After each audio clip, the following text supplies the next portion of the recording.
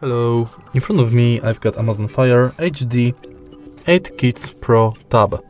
In this video I'll show you how to add internet speed indicator to status bar. In the beginning, let's go to App Store and search for Internet Speed Meter app.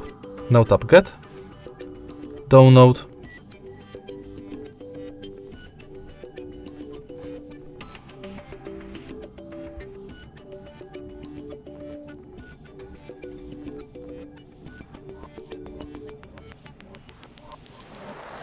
and open the app.